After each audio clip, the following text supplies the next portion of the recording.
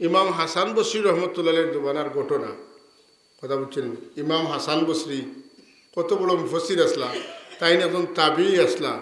তান মায়ে রসুলের পাক সবর বিবির গরো খাম করতা, খাদ্দামা লাগে না নাকি খাম করতা।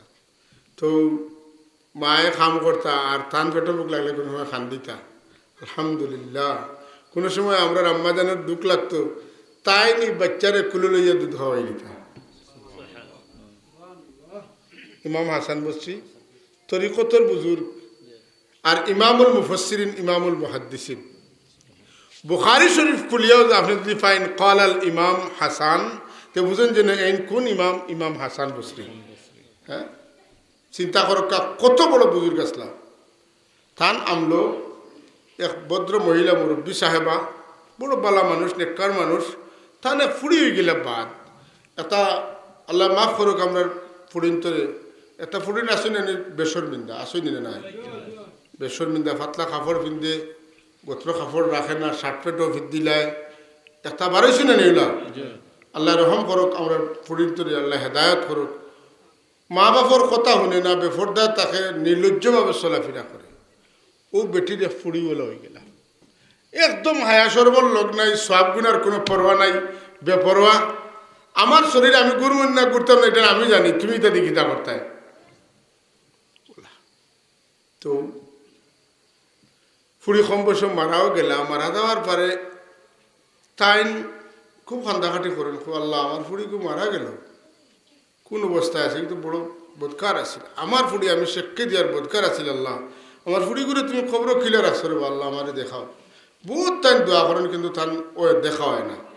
একদিন তান খেয়ালও আইল যে দুনিয়ার বড় বুজুর্গ হাসান বসরি আমরা এলাকার মানুষ, আমি তান গেছে যাই, তাই কোনো পরামর্শ দেননি। দেখি গেলা, সালাম কালাম করল আর কইলে সাহেব আমার মেয়েটা ওলা বড় বদকার আছে, আর এটা মারা গেছে কম বয়স, আমার কিছু শিকাইয়া দেখো, আমি যেটা আমল করলে আমার ফুড়ি করে আমি দেখ মুখ কোন অবস্থায় আছে।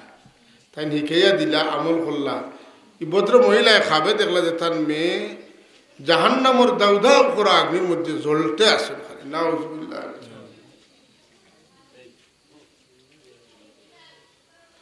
পেরেশানির ফড়িয়া গেলা ইমাম হাসান বসরি রহমতুল্লাহের কাছে গিয়া হইলে সাহেব আপনি আমার বাতাই দিছিলাম, আমি আমল করছি, কিন্তু খাবে দেখলাম আমার মেয়ে জাহান্নামর আগ্নির মাঝে জ্বলিতরা। আমার কোনো আমল শিকাই দেখা যে আমল করলে আমার ফুড়ি জাহান্নামর আগুন তনে বাঁচিব। সাহেবে কইয়া দিলা সৎকা করার জন্য, সৎকা করলা। সৎকা করার বাদে তার মন এখন তো খাবে দেখুন আমার ফুড়ির আল্লাহ মায়া করছে, বহুত দিন যায় তাই না কুচ্ছু খাবে দেখুন না। একিন লইয়া এই ঘটনাটারে বিশ্বাস করেন যেন 420 যেন হই না, গর মাসে হইতে 420 ইটা হইন না যেন, এটা নয়া মুসলমানে ই করেন না যেন। নয়া মুসলমানের গেলে রে ভাই ইটা মজা হইতা নাই, শান্তি নাই। সদকা করার বাদে তাইন খাবে দেখুন না, বড় পরেশান হইয়া একদিন আবার ইমাম হাসান বসরি রহমতুল্লাহের কাছে গেছেন। গিয়া এখন সাহেব আপনার কথা মতো আমি সদকা করছি, কিন্তু আমার ফুরিয়ে তো আমি খাবে দেখি না। কইন গো ঘটনা আরেক খুলে ঘটে গেছে, তুমি দেখছো না আমি দেখছি। সুবহানাল্লাহ কইতে না, হায় রে আল্লাহর ওলি হল। আজ আমরা আল্লাহর ওলি হল দাল লইতাম চাই না, হুকনা মুসলমানি রস নাই। হইলে আমি একদিন খাবে দেখি এত সুন্দরী একজন মহিলা, আল্লাহ তানে অসংখ্য ডাকনা ফল দিছেন, আর একটা বাগান তনে অপরূপ সৌন্দর্যের অধিকারী বাগান লতাইন ঘুরতে আসেন।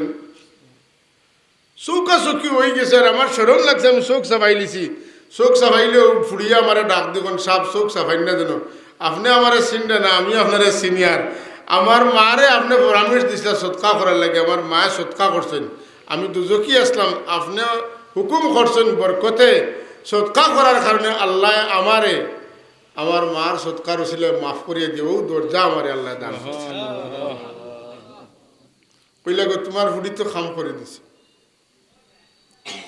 ও হাসান বসরি রহমতুল্লাহ জিকাই লাগো মা, ও সৎকা করার কারণে তুমি মা পাইলে না কিলা পাইলে খো বলে আল্লাহর বলি সৎকা করার পরে আমরা কবরিস্তানের খান্দাবাদি আল্লাহর এক মায়ার বন্দা গেছেন।